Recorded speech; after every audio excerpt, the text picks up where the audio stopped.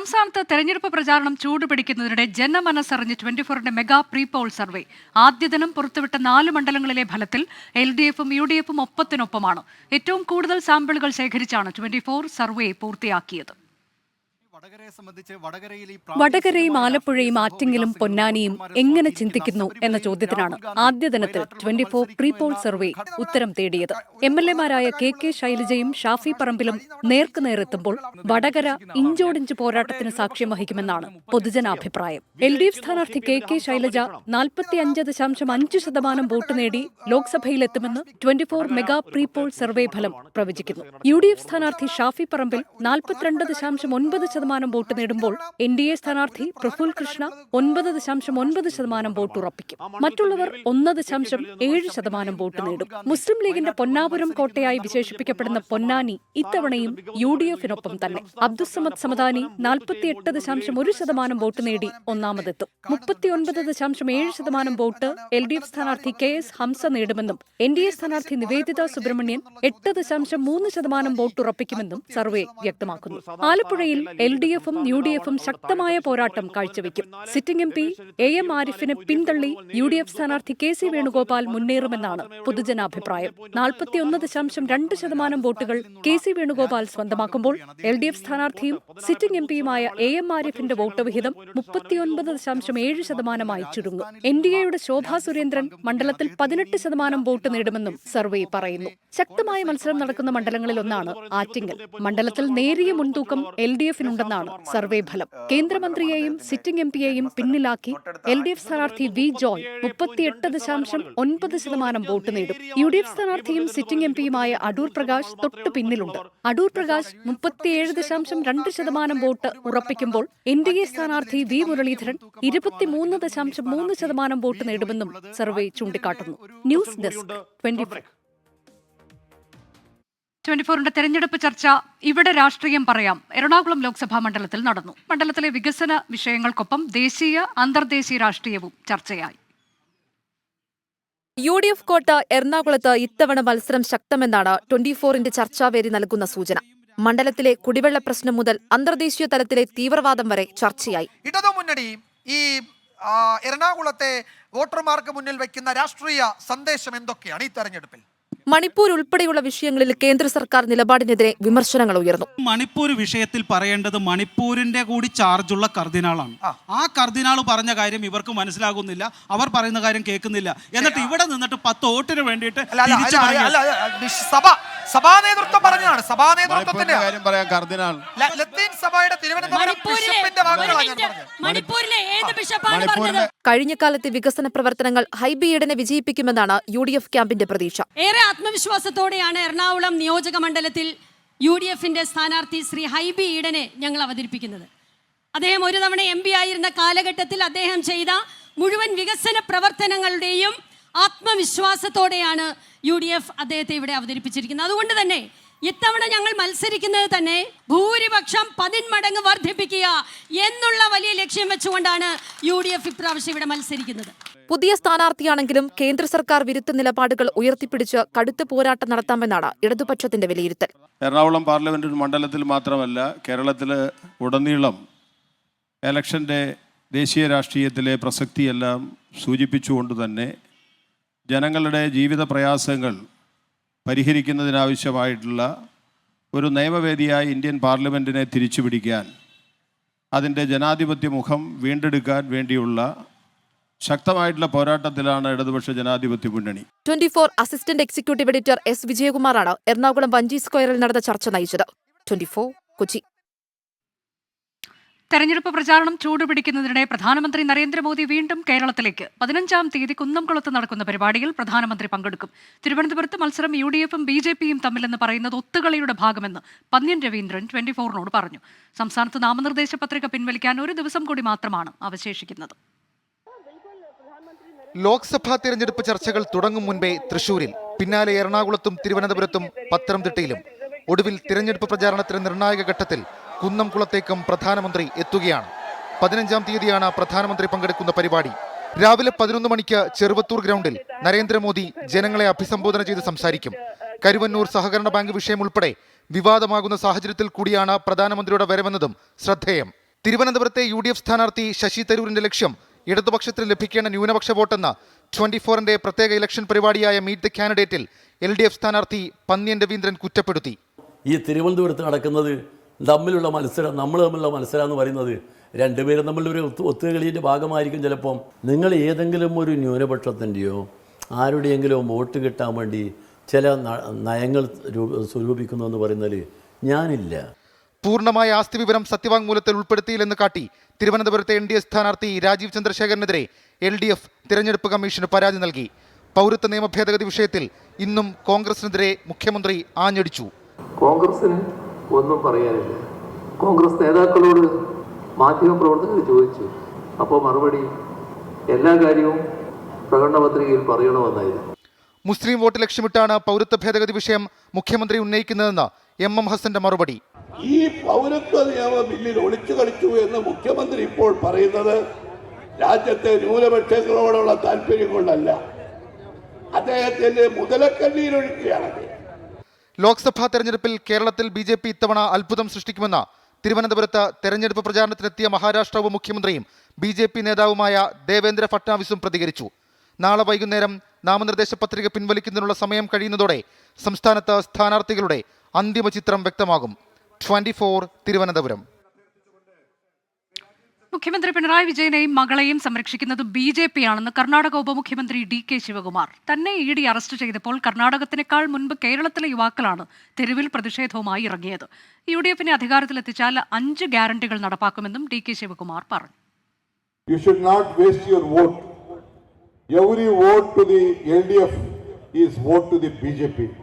This is, you have to first remember this, because you know that in the entire country the BJP is trying to tarnish all the opposition leaders, but not your chief minister or his family, though they have been involved in various scams. Bank അക്കൗണ്ടുകൾ മരവിപ്പിച്ചതിനെതിരെ CPIM ഹൈക്കോടതിയെ സമീപിക്കും. പിൻവലിച്ച തുക പോലും ഉപയോഗിക്കരുതെന്നത് അസാധാരണ നടപടിയെന്നാണ് CPIM വിലയിരുത്തൽ. തൃശൂർ ജില്ലയിൽ നാളെ LDF പ്രതിഷേധ പ്രകടനം നടത്തും. EDയെ CPIM ക്ഷണിച്ചു വരുത്തിയെന്നായിരുന്നു K മുരളീധരന്റെ പരിഹാസം. പ്രധാനമന്ത്രി നരേന്ദ്രമോദിയെ തന്നെ കരുവന്നൂരിലെത്തിച്ച വിഷയം ദേശീയ തലത്തിൽ ചർച്ചയാക്കാനുള്ള BJP നീക്കത്തിനും കോൺഗ്രസ് വിമർശനങ്ങൾക്കുമിടെയാണ് CPIMന്റെ പ്രതിരോധം. ബാങ്ക് അക്കൗണ്ട് മരവിപ്പിച്ചതിനു പിന്നാലെ പിൻവലിച്ച തുക പോലും ഉപയോഗിക്കരുതെന്ന ആദായ നികുതി വകുപ്പിന്റെ നിർദ്ദേശം അസാധാരണ നടപടിയെന്നാണ് CPIM വിമർശനം. കോടതിയിൽ കേന്ദ്ര ഏജൻസികൾക്ക് തിരിച്ചടിയുണ്ടായാൽ രാഷ്ട്രീയ വേട്ടയെന്ന CPIM നിലപാട് പൊതുജനം ശരിവെക്കുമെന്ന വിലയിരുത്തലിലാണ് പാർട്ടി നേതൃത്വം. എൻഫോഴ്സ്മെന്റ് ഡയറക്ടറേറ്റും ആദായ നികുതി വകുപ്പും CPIMനോട് ഗുണ്ടായിസം കാണിക്കുകയാണെന്ന് സംസ്ഥാന സെക്രട്ടറി MV ഗോവിന്ദൻ. ഈ EDയും അതുപോലെ തന്നെ ഇൻകം ടാക്സും ഒരുതരം ഗുണ്ടായിസമാണ് CPIMനെതിരായിട്ട് ഇപ്പോൾ നടത്തിക്കൊണ്ടിരിക്കുന്നത്. നിയമപരമായ കാര്യങ്ങളെല്ലാം വിട്ട് പാർട്ടിയെ ഭയപ്പെടുത്താൻ വേണ്ടിയിട്ടുള്ള ശ്രമമാണ് നടത്തുന്നത്. അത് നിയമപരമല്ലാതെ എല്ലാറ്റിനെയും നിയമപരമായി കൈകാര്യം ചെയ്യുക എന്നുള്ളത് തന്നെയാണ് ഉദ്ദേശിക്കുന്നത്. കരുവന്നൂരിൽ EDയെ CPIM ക്ഷണിച്ചു വരുത്തിയതെന്ന് K മുരളീധരൻ. ഈ ബാങ്കിൽ ഈ കവർച്ച നടത്തിയില്ലായിരുന്നെങ്കിൽ ED വരില്ലായിരുന്നു. ഏതായാലും EDയെ വിളിച്ചു വരുത്തി ഇപ്പോൾ ഒരു കോംപ്രമൈസ് നടക്കുകയാണ് മുഖ്യമന്ത്രി. സംഘിത്തലവനായി കേരളത്തിൽ പിണറായി മാറിയിരിക്കുക. കരുവന്നൂർ കേസിൽ CPIM ജില്ലാ സെക്രട്ടറി MM വർഗീസിനും PK ബിജുവിനും നാളെ ഹാജരാകാൻ ED നിർദ്ദേശം നൽകിയിട്ടുണ്ട്. 24 തൃശൂർ. കോൺഗ്രസ് പ്രകടന പത്രികയെ കടന്നാക്രമിക്കാൻ BJP തീരുമാനം. മോദിയുടെ ഗ്യാരണ്ടികൾ ഇന്ത്യ സഖ്യത്തെ അസ്വസ്ഥരാക്കുന്നുവെന്ന് പ്രധാനമന്ത്രി പറഞ്ഞു. അഴിമതി അന്വേഷിക്കുന്ന കേന്ദ്ര ഏജൻസികളെ ആക്രമിക്കുന്നുവെന്ന് തൃണമൂൽ കോൺഗ്രസിനെ ലക്ഷ്യമിട്ട് പ്രധാനമന്ത്രി വിമർശിച്ചു. തെരഞ്ഞെടുപ്പിന് മുൻപ് കലാപമുണ്ടാക്കാനാണ് BJPയുടെ ശ്രമമെന്ന് ബംഗാൾ മുഖ്യമന്ത്രി മമതാ ബാനർജി കുറ്റപ്പെടുത്തി. കോൺഗ്രസിന്റെ പ്രകടന പത്രികയിൽ മുസ്ലിം ലീഗിന്റെ ആശയങ്ങളാണെന്ന ആരോപണം ബീഹാറിലെ നവാഡയിൽ നടന്ന റാലിയിലും പ്രധാനമന്ത്രി നരേന്ദ്രമോദി ആവർത്തിച്ചു. രാജ്യത്തെ ഭിന്നിപ്പിക്കാനുള്ള ആശയമാണ് പ്രതിപക്ഷം മുന്നോട്ട് വയ്ക്കുന്നത്. കശ്മീരിനെ കുറിച്ച് മല്ലികാർജുൻ ഖർഗെ നടത്തിയ പരാമർശം ലജ്ജാകരമെന്നും പ്രധാനമന്ത്രി. പശ്ചിമ ബംഗാളിലെ ജയ്പാൽഗുഡിയിൽ പ്രധാനമന്ത്രി തൃണമൂൽ കോൺഗ്രസിനെയാണ് ലക്ഷ്യം വെച്ചത്. കേന്ദ്ര ഏജൻസികളെ തൃണമൂൽ കോൺഗ്രസ് ആക്രമിക്കുന്നുവെന്ന മോദി. TMC कानून और संविधान को कुचलने वाली पार्टी है.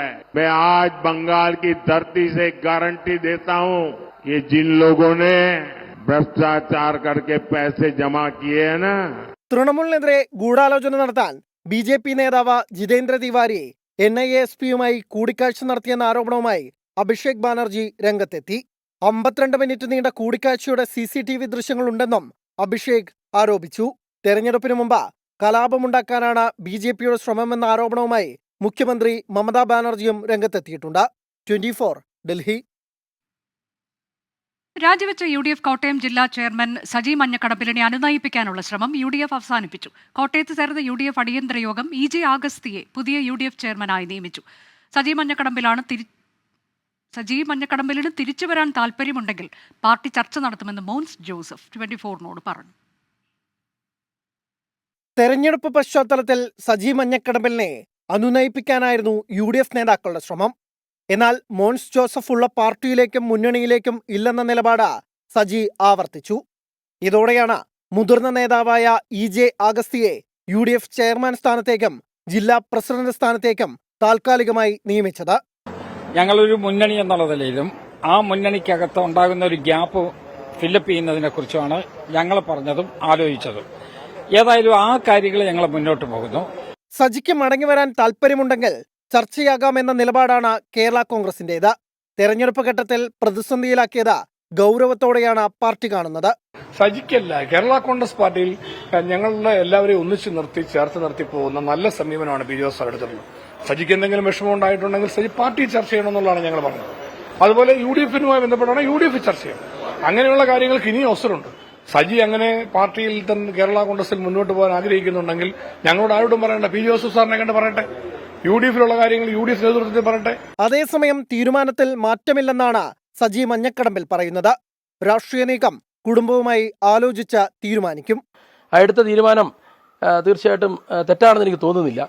അപ്പോൾ എന്നെ ആ തീരുമാനമെടുത്ത ശേഷം കേരളത്തിലെ പല രാഷ്ട്രീയ നേതാക്കന്മാരും VN വാസവനടക്കം PC ജോർജ്, ജോസ് കെ മണി അടക്കം ഈ സംസ്ഥാനത്തെ പ്രധാന രാഷ്ട്രീയ കക്ഷി നേതാക്കൾ പലരും എന്നെക്കുറിച്ച് നല്ല വാക്കുകൾ പറഞ്ഞതിൽ എനിക്ക് സന്തോഷമുണ്ട്. ഏതായാലും ഞാൻ പുതിയ ഒരു രാഷ്ട്രീയ തീരുമാനം എടുത്തിട്ടില്ല. ഇതിനിടെ സജിയെ പ്രശംസിച്ച ജോസ് കെ മാണി രംഗത്തെത്തി. രാഷ്ട്രീയ നിലപാട് വ്യക്തമാക്കിയാൽ ചർച്ചകളാകാമെന്നും ജോസ് കെ മാണി പറഞ്ഞു. അതേസമയം സജി മഞ്ഞക്കടമ്പിലിന്റെ രാജി ചർച്ചയാകാതെ തെരഞ്ഞെടുപ്പിനെ നേരിടാൻ തന്നെയാണ് UDF-ന്റെ തീരുമാനം. 24 Kottayam. ബോംബിൽ ഉലഞ്ഞ CPIM.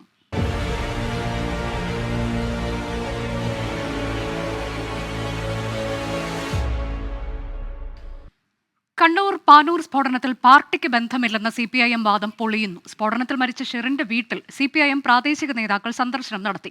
ഘടകകക്ഷി MLA KP Mohanan സംസ്കാര ചടങ്ങുകളിലും പങ്കെടുത്തു.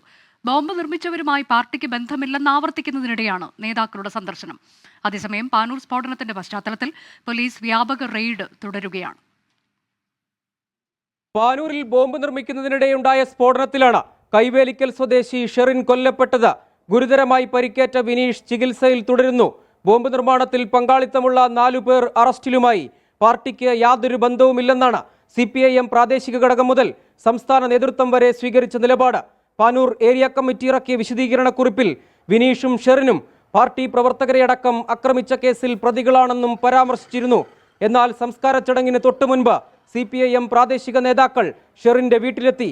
CPIM പാനൂർ ഏരിയ കമ്മിറ്റി അംഗം സുധീർ കുമാർ, ചെറുവാഞ്ചേരി ലോക്കൽ കമ്മിറ്റി അംഗം A അശോകൻ എന്നിവരാണ് മരിച്ച ഷെറിന്റെ കുടുംബാംഗങ്ങളെ സന്ദർശിച്ചത്. കൂത്തുപറമ്പ് MLA KP മോഹനൻ സംസ്കാര ചടങ്ങുകളിലും പങ്കെടുത്തു. KP മോഹൻ MLA അവിടുത്തെ MLA ആണ്, ജനപ്രതിനിധിയാണ്. അദ്ദേഹം പോയിട്ടുണ്ട്. ബന്ധുത്വത്തിന്റെ അടിസ്ഥാനത്തിലോ സുഹൃത്ത് ബന്ധത്തിന്റെ അടിസ്ഥാനത്തിലോ ആരെങ്കിലും പോയിട്ടുണ്ടെങ്കിൽ ഞങ്ങളതിന് മറുപടി പറയേണ്ട ആവശ്യമില്ല. കാരണം ഞങ്ങളതിന് വിലക്കേർപ്പെടുത്തിയിട്ടില്ല. സന്ദർശനത്തെക്കുറിച്ച് അറിയില്ലെന്നും പാർട്ടിക്ക് ബന്ധമില്ലെന്ന് ആവർത്തിച്ചും CPIM സംസ്ഥാന സെക്രട്ടറി MV ഗോവിന്ദൻ. പാർട്ടി തള്ളേണ്ട കാര്യമില്ല. പാർട്ടിയിൽ ഒന്നുമില്ല. പാർട്ടി സഖാക്കളെ തന്നെ ആക്രമിച്ച കേസിലെ പ്രതികളാണ്. പിന്നെ അറിയില്ല, അതെനിക്കറിയില്ല. അറിയില്ല എന്ന് പറഞ്ഞില്ലേ അതിനെപ്പറ്റി. അതിന് ആരെങ്കിലും പോയിട്ടുണ്ടെങ്കിൽ പരിശോധിച്ചോട്ടെ. പാർട്ടിക്ക് ബന്ധമില്ലെങ്കിൽ കൊല്ലപ്പെട്ടയാളുടെ വീട്ടിൽ പ്രാദേശിക നേതാക്കൾ എന്തിനു പോയെന്ന് പ്രതിപക്ഷ നേതാവ് VD സതീശൻ. പാർട്ടിയുടെ ഔദ്യോഗിക വാദം പൊളിക്കുന്നതാണ് നേതാക്കളുടെ സന്ദർശനം. അതേസമയം പാനൂർ, കൂത്തുപറമ്പ്, കൊളവല്ലൂർ എന്നിവിടങ്ങളിലും കോഴിക്കോട് ജില്ലയിലെ നാദാപുരം മേഖലയിലും പോലീസിന്റെ വ്യാപക പരിശോധന തുടരുകയാണ്. പോലീസിനൊപ്പം കേന്ദ്രസേനയും ബോംബ് സ്ക്വാഡും പരിശോധനകളിൽ പങ്കെടുക്കുന്നുണ്ട്. 24 കണ്ണൂർ. പാനൂർ ബോംബ് സ്ഫോടനം രാഷ്ട്രീയ ആയുധമാക്കി UDF-ഉം NDA-യും തെരഞ്ഞെടുപ്പ് അട്ടിമറിക്കുകയാണ് ബോംബ് നിർമ്മാണത്തിന് പിന്നിലെന്ന് UDF ആരോപിച്ചു. NIA അന്വേഷിക്കണമെന്ന് NDA ആവശ്യപ്പെട്ടു. ബോംബ് സ്ഫോടനം പ്രചാരണ വിഷയമാക്കുന്നതിൽ കാര്യമില്ലെന്നായിരുന്നു KK ശൈലജയുടെ പ്രതികരണം. പാനൂരിലെ ബോംബ് നിർമ്മാണം തെരഞ്ഞെടുപ്പ് പ്രചാരണത്തിൽ പ്രധാന ചർച്ചാ വിഷയമാക്കുകയാണ് UDF-ഉം NDA-യും. പരാജയ ഭീതി മൂലം തെരഞ്ഞെടുപ്പ് അട്ടിമറിക്കാനാണ് ബോംബ് നിർമ്മിക്കുന്നതെന്നാണ് UDF-ന്റെ പ്രധാന ആരോപണം. പോലീസ് അന്വേഷണത്തിൽ തൃപ്തിയില്ലെന്നും തെരഞ്ഞെടുപ്പ് കമ്മീഷൻ ഇടപെടണമെന്നും UDF ആവശ്യപ്പെടുന്നു. എല്ലാ കാലവും ഇത് കുറെ ഗുണ്ടായുസം കാട്ടി ഗുണ്ടകൾ ഭരിക്കുന്ന ഒരു ഗോഡ് സോൺ കൺട്രി എന്ന് പറഞ്ഞപ്പോൾ ബോംബ് സോൺ കൺട്രി ആക്കി മാറ്റുന്ന ഈ ഏർപ്പാടിനെ ജനങ്ങൾ അനുവദിക്കും. കോടതി മേൽനോട്ടത്തിൽ അന്വേഷണം വേണമെന്ന് BJP സംസ്ഥാന അധ്യക്ഷൻ K. സുരേന്ദ്രനും ആവശ്യപ്പെട്ടു. തെരഞ്ഞെടുപ്പ് കാലത്തുണ്ടായ സ്ഫോടനം ഭയാനകമെന്ന് AP അബ്ദുള്ളക്കുട്ടി പ്രതികരിച്ചു. കണ്ണൂരിലെ ബോംബ് സ്ഫോടനം ഈ തെരഞ്ഞെടുപ്പ് ഉത്സവങ്ങൾക്കിടയിലുണ്ടായിട്ടുള്ള ഏറ്റവും ഭയാനകമായ ഒരു സംഭവമാണ്. ബോംബ് സ്ഫോടനം പ്രചാരണ വിഷയമാക്കുന്നതിൽ കാര്യമില്ലെന്ന് KK ശൈലജ. ഞങ്ങൾ ആരെങ്കിലും ഇത്തരം ഒരു അലങ്കോലം ഉണ്ടാക്കാൻ ശ്രമിക്കുമോ? അതുകൊണ്ട് അതെല്ലാം അവരുടെ മലർപ്പിടിക്കാരൻ്റെ സ്വപ്നം മാത്രമാണ്. ഇതെന്തോ കത്തിപ്പിടിച്ച് ജനങ്ങളുടെ ഇടയിൽ ഞങ്ങൾക്കെതിരായിട്ട് തിരിച്ചു. ജനങ്ങൾക്കെല്ലാം മനസ്സിലാക്കാനുള്ള കഴിവുണ്ട്. ഞങ്ങൾക്ക് ഇത്തരം പ്രവർത്തനങ്ങളുടെ യാതൊരു പങ്കുമില്ല. UDF-ന്റെയും NDA-യുടെയും ബോംബ് പ്രചാരണത്തിനെതിരെ പ്രതിരോധം തീർക്കുകയായിരിക്കും ഇനി വടകരയിൽ LDF-ന്റെ ലക്ഷ്യം. 24 കോഴിക്കോട്. തല ഉയർത്തി തിരികെ.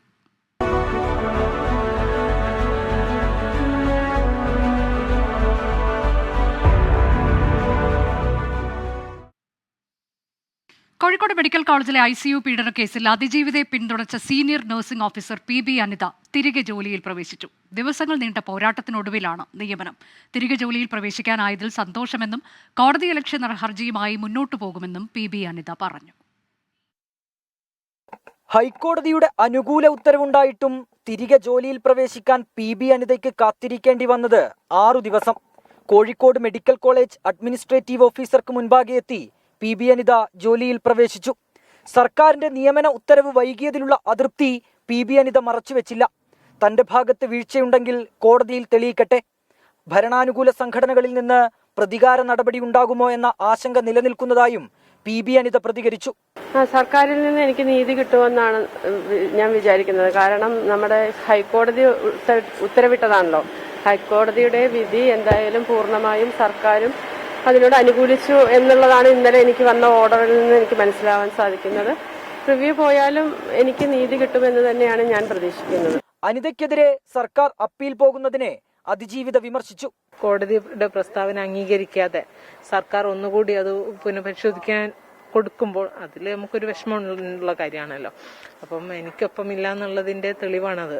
PB അനിതയെ നിയമിക്കണമെന്ന ഉത്തരവിനെതിരെ സർക്കാർ നൽകിയ പുനഃപരിശോധനാ ഹർജി ഹൈക്കോടതി നാളെ പരിഗണിക്കും. നിയമനം വൈകുന്നതിനെതിരെ അനിത നൽകിയ കോടതിയലക്ഷ്യ ഹർജിയും കോടതിയുടെ പരിഗണനയിലുണ്ട്. ICU പീഡന കേസിൽ അതിജീവിതയ്ക്ക് അനുകൂലമായി മൊഴി നൽകിയതിനായിരുന്നു PB അനിതയെ ഇടുക്കിയിലേക്ക് സ്ഥലം മാറ്റിയത്. ഹൈക്കോടതിയിൽ നിന്ന് അനുകൂല വിധി നേടിയെടുത്തിട്ടും ജോലിയിൽ പ്രവേശിക്കാൻ സാധിക്കാതിരുന്നതോടെയാണ് PB അനിത പ്രത്യക്ഷ സമരത്തിനിറങ്ങിയത്. 24 കോഴിക്കോട്. പശ്ചിമ ബംഗാളിൽ ആക്രമിക്കപ്പെട്ട NIA ഉദ്യോഗസ്ഥർക്കെതിരെ പീഡനത്തിന് കേസെടുത്ത് ബംഗാൾ പോലീസ്. ഭൂപതി നഗർ സ്ഫോടന കേസിൽ അറസ്റ്റിലായ TMC നേതാവ് മനോബ്രത ജനയുടെ കുടുംബത്തിന്റെ പരാതിയിലാണ് FIR. NIA നടപടിക്ക് പിന്നിൽ BJP ഗൂഢാലോചനയെന്നാരോപിച്ച് സുപ്രീംകോടതിയെ സമീപിക്കാനാണ് തൃണമൂൽ കോൺഗ്രസിന്റെ നീക്കം. ഈസ്റ്റ് മിഡ്നാപൂരിലെ ഭൂപതി നഗറിൽ വെച്ച് ഇന്നലെ ആക്രമിക്കപ്പെട്ട NIA ഉദ്യോഗസ്ഥർക്കെതിരെയാണ് ബംഗാൾ പോലീസ് കേസെടുത്തത്. ഭൂപതി നഗർ സ്ഫോടന കേസിൽ അറസ്റ്റിലായ TMC നേതാക്കളിൽ ഒരാളായ മനോബ്രത ജനയുടെ കുടുംബത്തിന്റെ പരാതിയിലാണ് കേസ്. സ്ത്രീകളെ പീഡിപ്പിച്ചെന്നതടക്കമുള്ള വകുപ്പുകൾ ചുമത്തിയാണ് FIR. NIAയുടെ പരാതിയിൽ തൃണമൂൽ നേതാക്കൾക്കെതിരെയും ഭൂപതി നഗർ പോലീസ് കേസെടുത്തിരുന്നു. അതേസമയം NIAയുടെ നടപടിക്ക് പിന്നിൽ BJPയുമായുള്ള ഗൂഢാലോചന എന്നാരോപിച്ച് തൃണമൂൽ കോൺഗ്രസ് രംഗത്തു വന്നു. ആരോപണം NIA നിഷേധിച്ചു. ഭൂപതി നഗർ കേസിലെ അന്വേഷണത്തിന് ദുരുദ്ദേശമില്ലെന്നും അന്വേഷണ സംഘത്തിൽ വനിതാ ഉദ്യോഗസ്ഥരുണ്ടായിരുന്നുവെന്നുമാണ് NIAയുടെ വിശദീകരണം. 24 ഡൽഹി. സൗദിയിൽ വധശിക്ഷയ്ക്ക് വിധിക്കപ്പെട്ട് തടവിൽ കഴിയുന്ന കോഴിക്കോട് ഫാറൂഖ് സ്വദേശി അബ്ദുറഹീമിന്റെ മോചനത്തിനായി ജന്മനാട് കൈകോർത്തു. നിയമസഹായ സമിതി എന്ന പേരിലാണ് ജനകീയ കൂട്ടായ്മയുടെ ഇടപെടൽ. മോചനത്തിനാവശ്യമായ തുക കണ്ടെത്താൻ കൂടുതൽ സുമനസ്സുകളുടെ സഹായം അനിവാര്യമാണെന്നാണ് നാട്ടുകാർ പറയുന്നത്.